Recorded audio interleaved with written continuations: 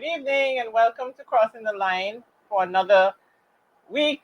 We are here as always, happy to be in your company, happy that you would join us. It is the 23rd day of August 2023, and good night to everyone who is coming in. We're live on Facebook on the Crossing the Line page, and we're also live on Abundant Life Radio. And y'all don't worry with Roxanne, today is not the 23rd, today is the 24th. So just in case y'all come on and see our live program, today is the 24th. Sorry, people. Good evening, welcome again to Crossing the Line, and we're glad to have you. We're streaming on various platforms. We're on our YouTube channel, we're on our Crossing the Line channel, on our personal channel, and we are happy to be here this evening. I know that those of you who are tuning in, you see our little tag at the top, reasoning even in disagreements, and we want to dig a bit deeper and try to understand why it is that sometimes you try to get through to someone and you can't get through. I want to say a very special welcome to each and every one of you as you come on, and as you come on, as we always say, just make sure that you share our program once you come on. Before we kick off our program, though, we're going to have a short discussion with someone that is in the studio with us, and there is an event coming up on this weekend, and she'll be here to talk a bit more about that. Veron Stout Humphreys, as I saw it there, is going to be joining us momentarily, and she will just introduce the program that will be on for this weekend, and it's a program on dances. So I'm just going to bring her in just a minute.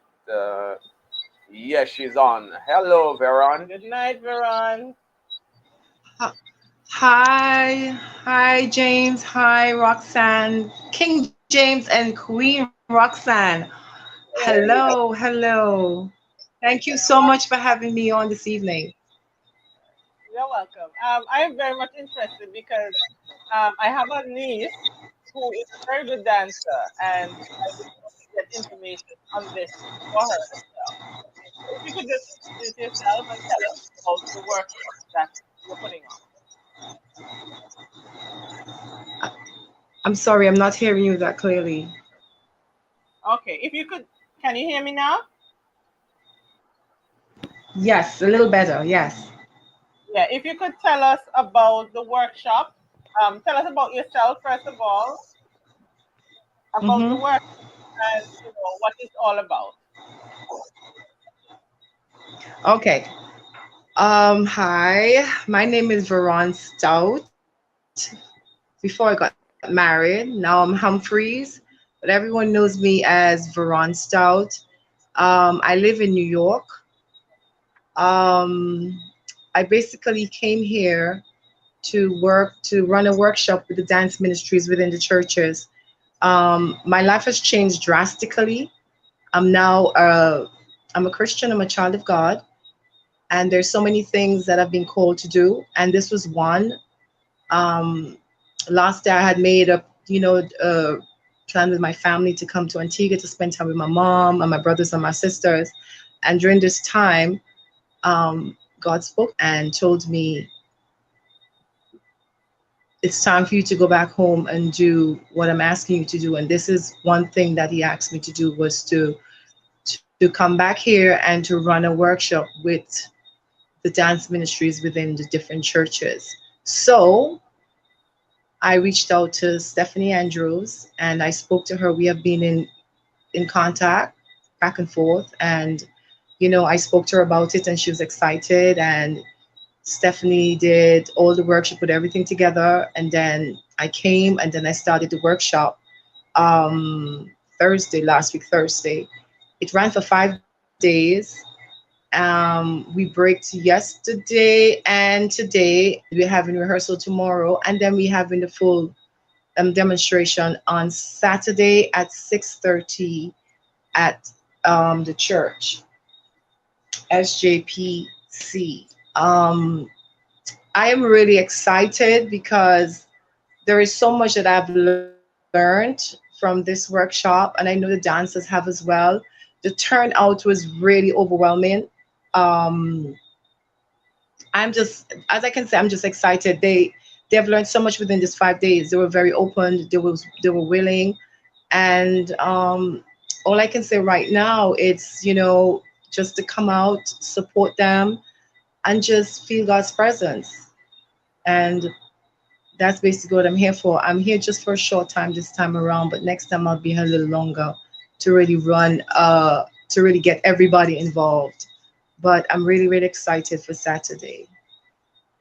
And All that's right. So it. the workshop has already been completed. So what you're showcasing on Saturday is what they learned in the workshop. I'm sorry, I didn't hear you. Yeah, I'm saying the workshop is already You're breaking up. completed. Is the workshop already completed? Yes. I'm so sorry, James. I can't hear you. You're breaking up. Okay, so Uh, so I'm asking if the workshop is already completed. So what you're having on Saturday is basically the showcasing what they learned in the workshop. Yes, yes. We're doing a full rehearsal tomorrow, and then Saturday.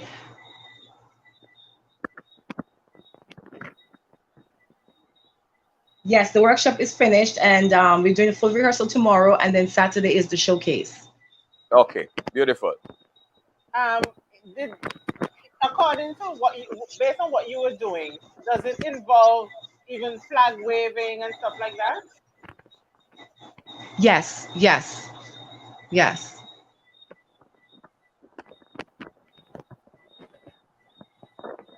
All right, so it will be Saturday at 6:30 at SJPC. And is there a cost to it? yes. There is a cost. The tickets are $50 for adults, children six and under, no payment. They come in for free. Hmm. All right, so let us talk a bit a little about you. You know, you're now saved. You're now using your talents to Yes, the glory of God. Tell us about the yes. importance of glorifying God through the dance. To be honest with you, in scriptures, that's Proverbs 11:30 says, "The fruits of the righteous is a tree of life, and he who wins souls is wise." And using the art of and using dance, I have used it in my ministry in the US, and I've seen so many lives turn to Christ just using dance, and that is so important. A lot of people look at dance as something that you're not supposed to use in church, but David danced before the Lord. He Mm, danced before the Lord. He glorified the Lord with the dance, with the cymbals, with the strings, and with everything. So that gift was given to me by God. So I'm giving it back to Him. And that's what I've been doing all my life since I've changed my life, since I became saved, since I've become a child of God. I've given my gift back to God, and I've seen how He has used my gift to win souls for His glory. got you. Okay, Varen, I'm interested in how your conversion happened. If you can just give us a story, based on what you are comfortable sharing, how did you come about to know the Lord? Okay, I got saved here in Antigua. I got saved here in Antigua 24 years ago. At the same as at St. John's Pentecostal Church. And then when I left here, I went to the US. And I remembered one of my coworkers, one of my brothers in Christ said to me, okay, Veron, you're saved, but have you totally surrendered your life to God? Have you totally given him everything? And I looked at him and I was wondering what he was talking about. And then he said to me, God has so much for you. He wants to use you tremendously. I didn't understand. So I kept asking questions. And it took me 2 years. Within the almost the end of that second year, he came back to me again and he said, Veron, you need to totally surrender your life. Because when you do totally surrender your life, meaning you cannot have one foot in and one foot out. You have to give your life totally. It's either you're gonna serve God or you're gonna go to the other side. So you have to make up your mind. And me as a choreographer, I was still in the world. I was still using the world in music. I was still doing all of that. And I remember that day when he said it to me. That was a Saturday, and the Sunday I went to church. And when I went to church, I just totally said, God, I give you everything. I surrender my life totally. As soon as I did that, I felt the power of the Holy Ghost took over, where I never used to speak in tongues. That came all over me. I started speaking in tongues. My whole life just made a whole total 360. And at that point, I understood exactly what he was saying. And I saw how God just took my life to another level. Um, so this is how the whole transition happened, because God did use my co-worker to speak to me. And this is something that I have learned, is that God uses people to talk to us, whether saved or unsaved. He gets someone to get the message across. And he did use my brother to do that. And I thank God every day for him, for you using him to speak to me in that, on that level. And I'm the most happiest camper there is, to be honest with you.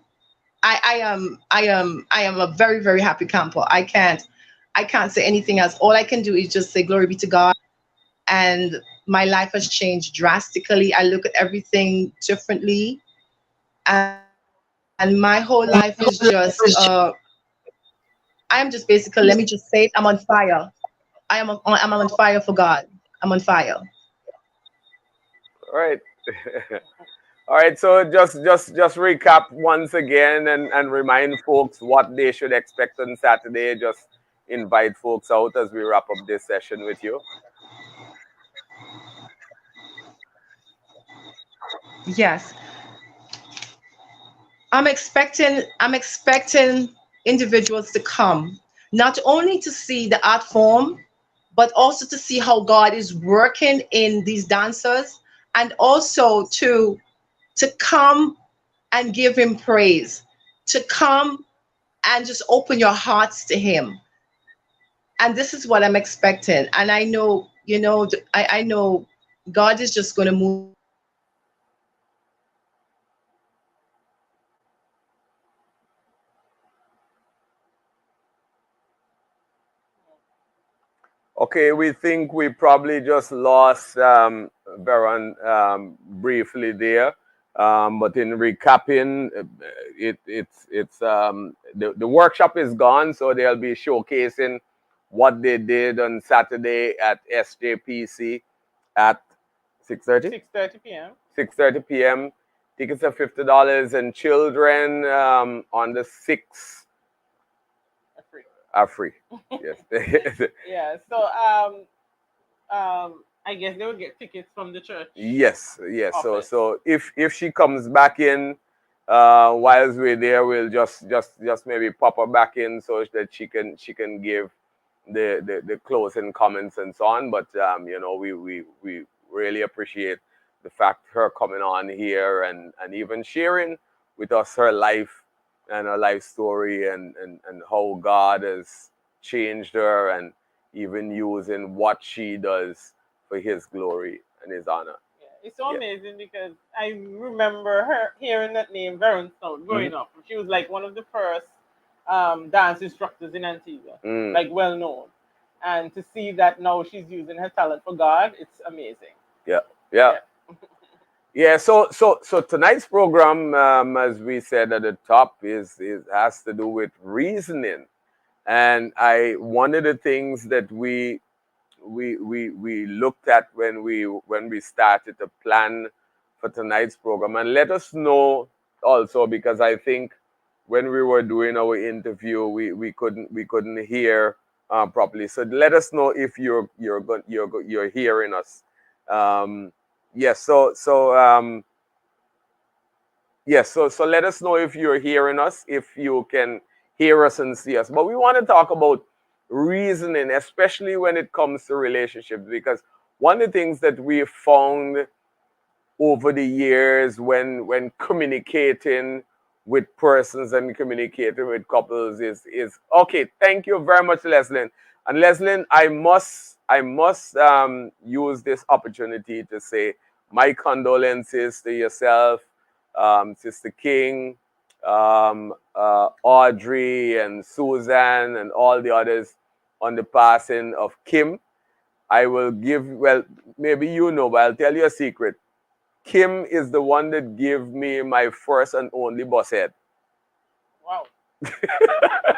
So, Kim was a nice soul, and our condolences on Kim's passing. I know that she had a very strong mother, strong in the faith, and well, have however you can put that, but please convey that to Sister King for me. Yes, so um, as we were saying, like we we really, sometimes you interact with someone and you can't get through to them, and you're kind of trying to figure out, why is it that I can't get through to this individual? And then you see them going on, even in relationships, whether in marriage or whether in friendships, and there is no reasoning. It's either my way or the highway, or there is a case whereby they're talking about something, and then you're trying to figure out, why is it that they can't see it how I'm seeing it. Tonight we hopefully want to break down some things, and talk about what is reason, and why is there a lack of reason, and also why, when you start to reason is an intricate part of your relationships. Yeah, definitely. And I'm sure all of us would have had experiences where you're talking to somebody, you're pouring out your soul, you're trying to bring something across to them. And when you would have completed and they started talking, it's like it's something totally different from what you were saying. So, we want to look at that tonight, how that affects relationships, and things that we can do to improve our communication where that is concerned. What is reasoning? Reasoning is the ability to think critically, analyze, and evaluate arguments. Reasoning is being able to make logical and rational decisions based on the information before you. Mm, So being able to make logical and rational decision based on the information before you. And mm. as I said, all of us would have had experience talking to individuals. So we're going to look at how that not being able to reason affects relationships, as James said, whether it's husband and wife, whether it's parent, children, and friendship. Every relationship, it has the ability to affect that relationship. So we're going to look at that tonight. Yeah, I don't know if you've ever heard, like you've ever listened to an argument, and a lot of times when you are talking to people, especially when it comes to a political sphere, or even along the line of religion, you have persons are set in one way, and they said, this is, even when sometimes they see it in their face, they said, I can see it, but, and this kind of thing. So you kind of, one of the areas that we want to look at first is ignorance. And growing up, when somebody said, oh, you're too ignorant, it means that you have a temper. But the ignorance we want to talk about is the lack of education, the lack of knowledge, you just don't know. And then also, ignorance is also knowing and not making an application of that knowledge. you get to the point whereby I am arguing, and I will use our local thing. I'm arguing for blue. Roxanne is arguing for red, and all that we're seeing is in red and blue. But nobody can come to the point whereby they said, okay, well, this is what it is, and let's agree to disagree, or let's come to some kind of like a consensus. Because realistically, and as I have always said to persons, I am 53 years old. And I don't think there's anything much that you could say to me about my belief that is going to change my belief. So I believe there's a God. I believe in God. I believe in Christ. I believe that Christ died. I believe that he was resurrected. I believe he's coming back again. I've believed that for 53 years of my life. And I don't think that anything that you say to me that can make me change that belief system. So getting into a tussle and getting into an argument and saying to me, okay, well, this is what this is and this is what this is. This is my belief system. So a lot of times when somebody comes and they starts to reason and they starts to talk about certain things, you hear a reasoning and you say, well, no, I don't want to go with this reasoning. I want to go with that reason. But I can listen to you and I can listen to me and I can come to an informed decision. I don't have to shut you down and say, okay, well, no, that's it. I done. That's it. So. Good night, Casmin. Good night, Elkie. I see Casmin wake you up. Casmin had to call Elkie. Things getting real bad. The thing is, also, when you're talking to somebody that can't reason, there's a difference when it's, let's say, like a stranger that you just met and you're talking to. Let's say it's a coworker that you can avoid. But when it's somebody that is, let's say, in your household, when it's somebody you have to deal with on a daily basis and you cannot avoid them, we have to find ways in which we can deal with that. Yes. And one of the reasons, as we spoke about, James just mentioned lack of education. I remember growing up, sometimes you're trying to talk to somebody or there's an argument going on and this person is just not getting it. And your parents, you would hear your parents or grandparents say, nobody read, he can't read. So that lack of education now is like a barrier. Yeah. That causes people to not be able to reason. And it doesn't even make sense to continue to argue with them about something because they end up making you sound like you don't even know what you're saying as well. Yep. So another reason is lack of empathy. When we don't know how to empathize with others, we're just not able to put ourselves in that person's place. So somebody is trying to communicate something to us, but if we lack empathy and we're not able to put ourselves in that person's shoes, it causes us to not be able to reason properly with that person. So you're most likely to, the person that is not empathetic, it causes them to say the wrong things at the wrong time. Because in their mind, it's like there's this lack of empathy. And because the lack of empathy is there, it becomes now that a hindrance for them to know exactly how to come across to you, how to communicate effectively, how to say the right things that is going to lift you up and not pull you down. And also, empathy is a building block in effective communication. And that is why we have to start from early to teach our children to be empathetic to others. So very important. Yeah, they're allowed to, that is grown with them. They grow with that, so they're able to function in that way. Because without it, they won't be able to communicate effectively. Absolutely. Empathy is very important. And one we spoke about a bit earlier, what we used to say as ignorant. When you grow up, you say, oh, you're ignorant. In Guyana, they say, you're ignorant trellis. I don't know what that means. but it's like you're hot-tempered. It's like you're waiting to hear something just to respond.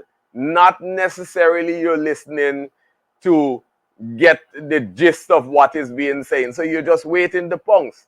It's like they don't listen. I remember like years ago, someone said to an individual, "What? You look good, man." His response is, "What you mean for saying I look good before?" So he hears something just totally different. Okay, well, I don't look good before. I remember saying to an individual, one thing I cannot do, I cannot critique your looks. And it's like the response for me saying I cannot critique your looks is like I said, one thing I can say, I cannot say that you don't look, so the response was something totally different. Heard something totally different is like not listening. Also, there's another aspect of individuals is like you're walking down and it's like you're always on edge. So like literally, even if somebody pays you a compliment, somebody says something that is not offensive, you're hearing something else. And you could imagine, as Roxanne said, you have a situation whereby you're dealing with a co-worker, you're going to go home. But just imagine living in a house with a spouse. That was not meant to be. That rhyme was not really meant to be. But living in a house with an individual that you have to function with daily, and that individual is like that. It's like you come to the point whereby you're reasoning about something, and every time you get to the point whereby you reason about something, it's like it goes off the chart.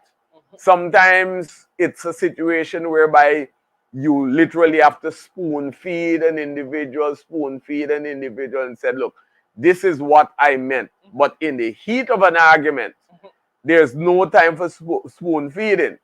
So when someone is also less logical, there's no logic attached to something. It's like my way or the highway. I do not believe what you're saying. This is what I believe. This is what my is in my system. It's my way or the highway.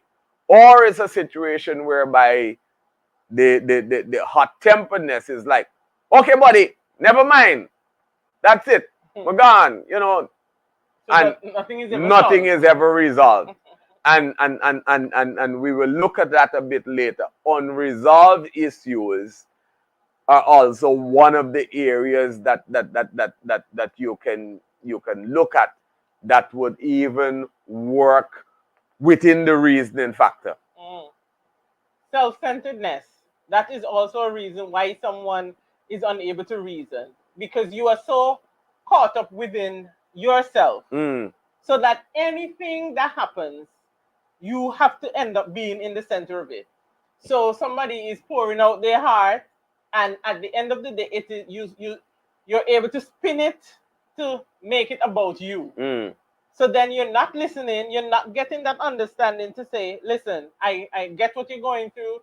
And that's why we say to people all the time, even if somebody's sharing something with you that they're going through, yes, you may have been through something similar, but sometimes there is a way in which you bring it over instead of just dismissing what that person is saying and interjecting your situation in there. The person wants you to empathize with them. The person wants you to understand what they are going through. So we have to sometimes hold back what we experience at that moment and listen to them, and we're able to give them, that comfort that they need, that advice that they need, when we're not so much caught up in our own self.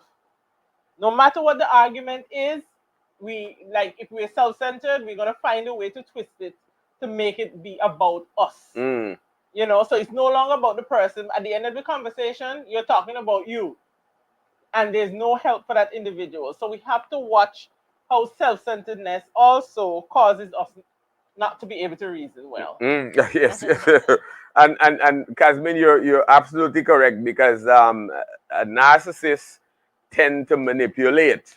A narcissist tend to spin things in a way that they tell themselves, well, they paint themselves so much as the victim, and it's everything about them. It's there's another area that we can look at that has to do with the lack of reason, manipulative. There's when somebody tries in every way, shape, or form to manipulate persons and manipulating them from a psychological point of view. The Americans love to use a terminology called gaslighting, and you start to talk about something, and before you know it, you're talking about something that is affecting you.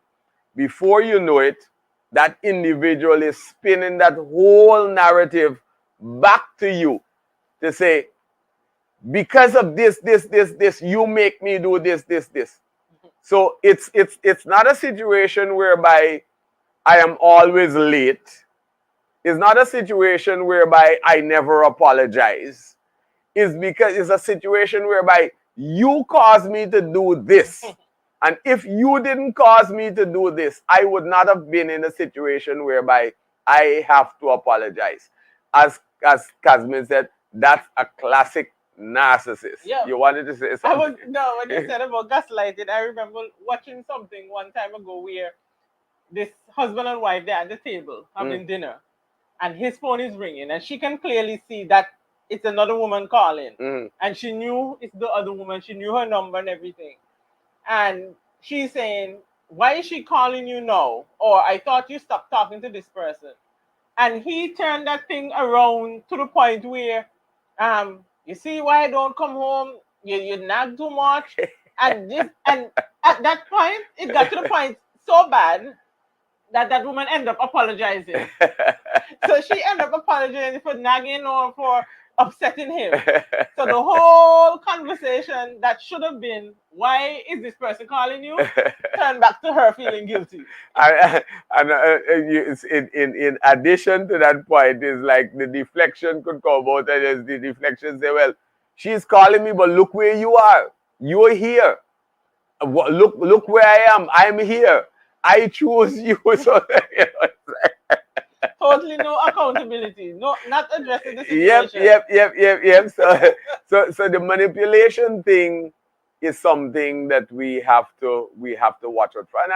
And we say this in guarded tones, because I say this because sometimes, a lot of times in our own lives, we can look and we can see these little things are coming out.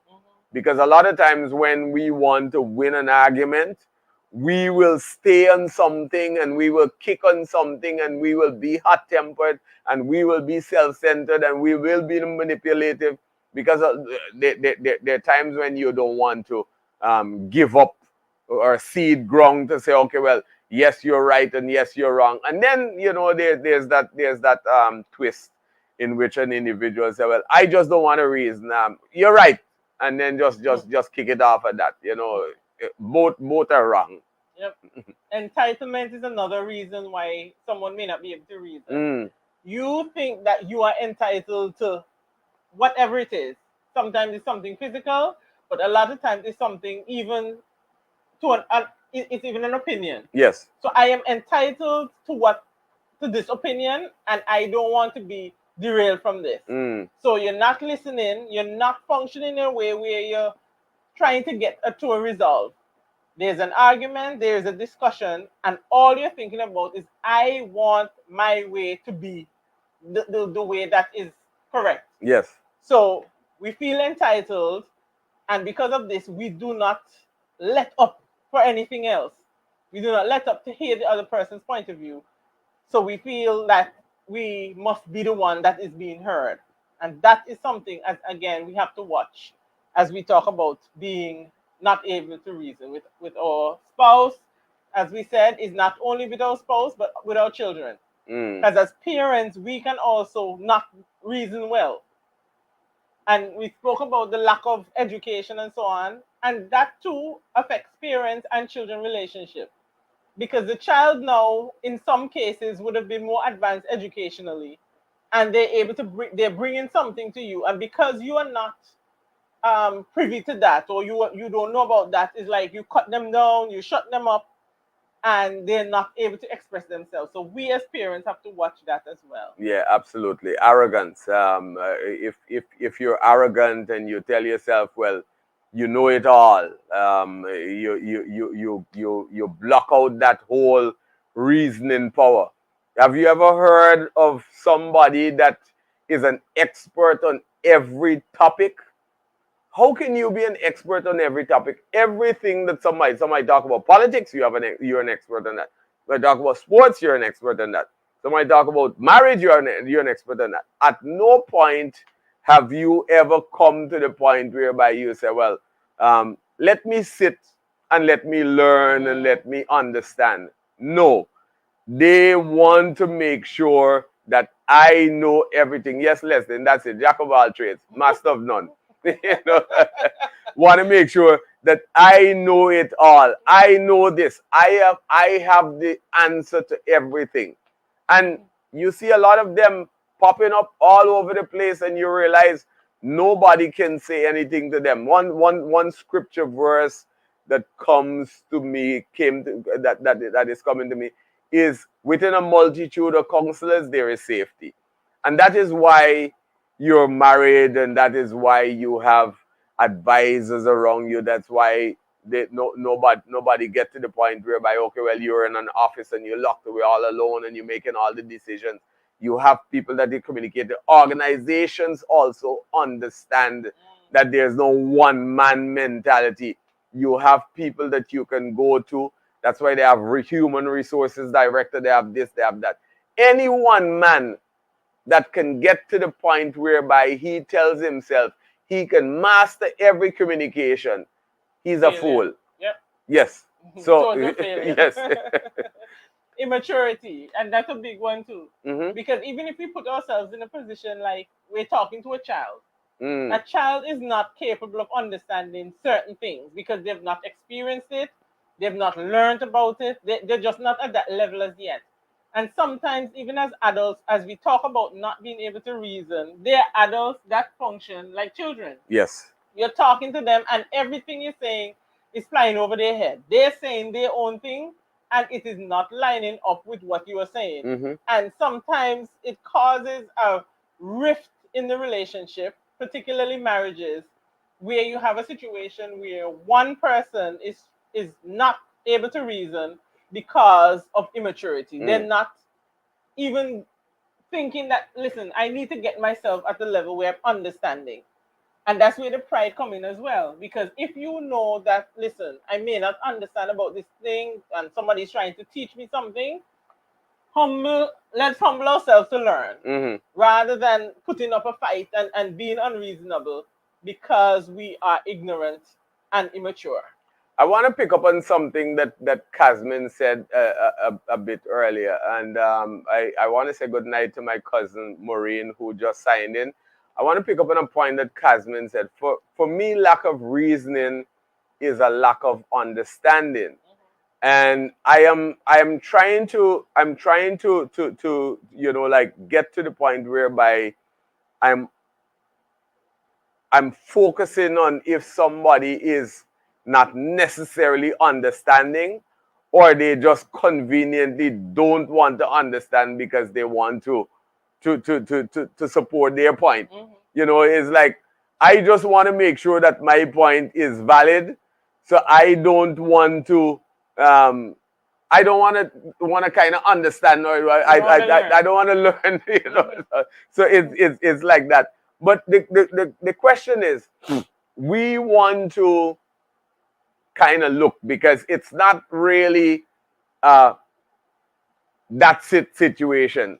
There are ways in which you could deal with individuals, because you have to get to the point whereby you recognize when you're dealing with someone who lacks reasoning, when you're dealing with someone who lacks empathy, when you're dealing with someone who is ignorant, when you're dealing with somebody that's self-centered, when you're dealing with somebody that's manipulative. Um, there are some traits that individuals have, and sadly, sometimes some of them are in a situation whereby they're sociopaths, and they just They just have these Mm. traits, and it's not traits that you can kick.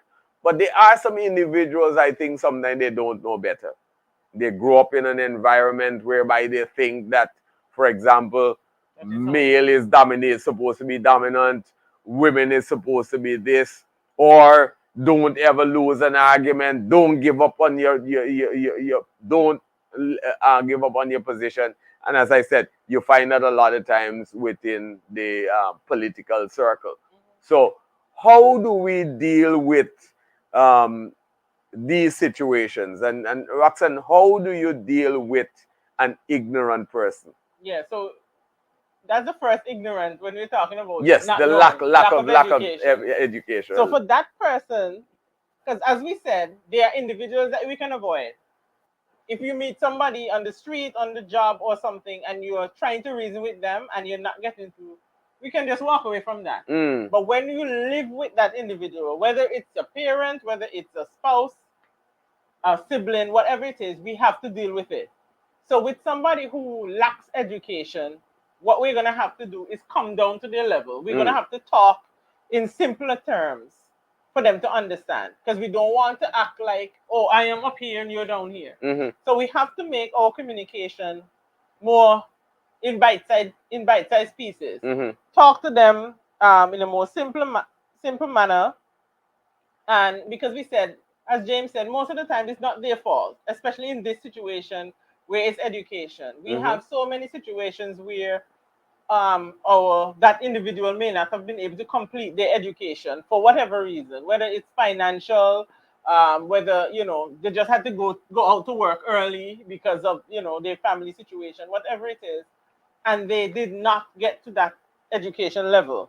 So we know we have to make sure that we communicate with them in a simpler way and never talk down to them, because we realize that just calling big words or talking in a kind of way, they're not gonna get it. mm-hmm. Realistically, they're not gonna get it. So we can always say, oh, they can't reason, but we have to make sure that we feed them in a way, like in bite-sized pieces that they can manage, come down to their level and speak to them in a more simple manner, and Mm. that can help in that situation. Yeah, I think also when you talk about being like ignorant and not learning, but we've got to understand that if somebody puts themselves out to remain in a position, Mhm. you can't really get them out of that position. They have to understand that. And in as much as Roxanne said, basically you have to come down to their level. You might have somebody that is getting to the point whereby they say, "Oh, you're talking to me like a child," you know. It's like it's kind of Same like, lack of reason coming out in a you different know. way. So it's like a balancing act, and I think one of the areas that we employ and works out good for us is that there are times when a different voice works. um they I may say something to Roxanne, or Roxanne may say something to me, and I may not necessarily accept it, and then she's gonna call Isabel and say, "Tell Daddy this," Mhm. and because it's coming from a different source, it's kind of like it's good. It's like there's a saying in Andy, is not what is said, is who said it. Yeah, and So sometimes that is the yeah, case. and that's very important too. That's a very good point, because sometimes they are not hearing, sometimes even because of how we are speaking to them, and Mm-hmm. then it just takes somebody else. Mm-hmm. And that is why it's important for us to know our spouse and know our children, know our parents. When we have that understanding of the person, we would know how to deal with them Mm-hmm. and what would work for them. Yeah, and when Roxanne made the point, it's like um, we have we have different ways in which we communicate with our children. Um, Isabel, you can use tough love with Isabel, and you can tell Isabel, oh, you're not supposed to do this, and Isabel will respond on that. But you can't use that same method of communication with Josiah, because if you use that method of communication with Josiah, he shuts down. Mhm. So with him, you have to be more reasoning, and then that brings out the best in him. So it's getting an understanding of who we're communicating with. How do you deal with somebody that lacks empathy? And that again, you know, in each relationship, even in our marriage, um, as a married person, as an individual husband and wife, you have to become counselors, you have to become psychologists, you have to become all things to all men, as Paul said. So you have to get to the point whereby you understand what is the root of someone not showing empathy. It might be something from a background situation, and you may need to understand that that individual not showing empathy may have nothing to do with you, but it might just be something that is going on with them in the background that needs to be revisited. So as I said, get to the root of the matter, get to understand what is happening, and work with that individual so you can remove that lack of empathy. Yeah, yeah. And ignorance, how do you deal with somebody? And the other ignorance, we were talking about hot temperedness, Yeah, the Caribbean the ignorant. Caribbean ignorance. Communicate using facts rather than emotions. There are a lot of times when they don't believe something or they don't understand something until they actually see evidence of it. So with that person, we can try to use facts, show them the figures, show me the car facts. Mm. You know, let them see this is what it is, black and white.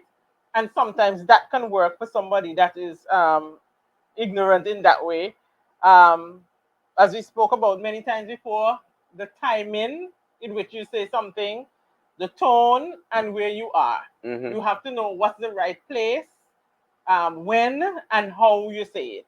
Because a lot of times when somebody is hot tempered, you can't come to them hot tempered as well. Mhm. You have to know how to, come in a more softer tone, in an easy way. Sometimes they're so ignorant they still don't listen, but at least we can use different methods to get to them, and that is one of the ways. And we have to understand also, as it comes to quick tempered and ignorant, sometimes you just have to leave them alone in that moment. Sometimes you just have to walk away from it, let them cool down, and come back at a different time and in a different way, because So, sometimes it's just not going to work at that time. soft answer turn to where you're at. Yes, Mm-hmm. and if somebody is self-centered, and again, I would always be reminded, and I can speak publicly about it on this station because it was communicated publicly. We had a young lady here a few years ago who said to us, "Listen, I am selfish." And that is one of the things that I have to get worked out even before I get into a relationship, before I get married and so on. If somebody is self-centered, you have to have real sit-down conversations, because it means that somewhere along the line, that individual probably grew up in an environment whereby everybody have to fend for themselves. It's like everybody have to do things for themselves. And especially if you're married at a point whereby you would have been independent for a long time, you tell yourself, well, look, this is me, this is what I'm accustomed to doing, so I'm going to function in this space. So you need to have a real heart-to-heart conversation with your spouse and explain to them what your needs are, and try to get together with look, this is what I am expecting. Talk their language, reason with them, give examples and scenarios along the line of their functioning and their thinking. I like to use analogies based on what somebody's line of work is. If you're a mechanic, I use an analogy along the line of a mechanic. If you're a lawyer, I use your analogy. If you're a laborer, I use the same analogy. And if you see sometimes when you use those analogies, that person I light up, is like, you're speaking my language, you're communicating in a way in which I can communicate. And like Roxanne said, no, you can't throw big words and say, oh, you're too manipulative and you do this and you do that. And using Casmin word, you're too narcissistic. Man Like say, what? "What?" You know, so reason, get to the point whereby you bring things down to their level. And even I was thinking when you said, when you were talking about self-centeredness, and you said they may have been raised in an environment where everybody has a friend to themselves. Hmm. And the opposite is true too. There may be an environment where everything is catered to them. That's it. So all they know is me, Mm. you know? Especially one child Yep. or last child Or spoiled child. or spoiled child. You call somebody name just now. I don't know. I don't know. Manipulation. When the person is manipulative, how do you deal with that now? One of the ways with manipulation is to let them know it's not normal. You might have somebody functioning that way, and as we said, sometimes they don't realize that they're doing something because it has become such a pattern for them. It's something that they were raised doing that they themselves don't know that they're manipulating you. But it's like they always want their way. They always want it to be done based on what they think. So you know, as an individual, having to deal with that person on a daily basis, let them know that this is what, when you do this, this is how I feel. Hmm. Break it down to them and let them know, this is not normal behavior for you to always want it to be your way. I was watching another clip the other day, and as it relates to manipulation, where this woman and her husband, they just um, they weren't married as yet, but she was moving in with him, and she had already told him weeks before, I have a friend who's coming into town. I haven't seen her in 20 years, and I want to go out. I'm going to go out with her because basically she doesn't have a lot of time. So I haven't seen her in 20 years. So you would have thought that he would be happy for her. You haven't seen your friend, whatever. And he chose that same night to say that I wanted to take you out. Mm. So she's like, I told you weeks ago that I have a friend. I mean, she's just there for that time, and I did no other time. But all he kept saying is, I wanted to take you out. I thought tonight would be special. So she got to the point where she allowed him to manipulate her. And, maybe I can call her and put it off. Mm. But you're basically putting off somebody you haven't seen for 20 years Hmm. for maybe another 20 years. Mm. When he could have waited and gone the night The after. next day, yeah. So we have to make sure that when we recognize this manipulative behavior, that we let our answers be firm. If it's yes, it's yes. If it's no, it's no. But we have to get to the point where we point out to that individual that this is how I feel, and you cannot always have it your way, and establish those boundaries in the relationships early when you see it. Early boundaries so that they know this is what it is. Hmm. If it's yes, it's yes. If it's no, it's no. Yes, and the entitlement mentality that Roxanne just touched on a bit earlier, it could be the person is either accustomed to the attention or lack the attention. So it's like I'm entitled, and you find that a lot of times when you have one child and maybe the second child comes um, way down the line. And then the first child, instead of embracing that last child, tell themselves, well, I am entitled, and they grow up with this thing. And the little entitlement grows into the big entitlement, grows into the big entitlement, and they get to the point whereby, okay, well, this is the attention that I always have. Or as Roxanne said, they lacked the attention. So it's now something that, well, look, what I had before, I'm demanding it, or what I never had, I'm demanding it. And again, goes back to root cause. Matthew 7:12 says, do unto others as you would have them do unto you. If you don't like something, don't do it to others. A lot of times, the pill that we serve out, or the jug that Yeah, we swallow serve it. out, we can't drink from it, or we can't swallow the pill. So Mhm. look at what you would accept and see if that is something you want to Yeah, give to and others. sometimes because they're so in that way, whether it's manipulative or being entitled, when you say no to them, they gone into this pity party. Mm. So they might end up saying, like, even with the scenario that I gave with the woman wanting to go out with her friend, when she said to the husband, but I told you already I was going out with this person. I haven't seen her in 20 years. He got to the point of acting all sad. Mm. And she's like, oh, I didn't want to upset you. And like he's like, okay, you can go ahead. But he's saying it, but still upset. Yeah. And still acting like I'm the victim here. You know, when the man might turn and say, when you're done, you say, I'm going to take you out. Yeah. So then when she said, can't we go next week? He said, oh, I want to take you out. And he said he didn't want to go. The arrogance part of it now, to deal with somebody who is arrogant, we have to remain confident. We have to remain confident and just basically you're shutting down that arrogance in them by letting them know, listen, this is what it is. Because if we allow that arrogant person to always have their way and always be the one to say, listen, this is it, they would let you feel lower than them. They always keep you lower than them. Stay true, stay confident, and again, yes is yes, no is no. In the case of immaturity, I know a lot of times you talk to people and it comes back to the whole case of entitlement, the whole case of, because you see how people operate, and myself and Roxanne were talking the other day, and without naming any names, you go to somewhere and you see individuals that look at you as kind of like, you're supposed to know me. I am this. And it's like, you just go about your business. You're just another individual. And you find this whole immature thing is like the world is revolving around you. And a lot of times when you think you're in one position, somebody else is in another position, and then somebody else is in a bigger position than you.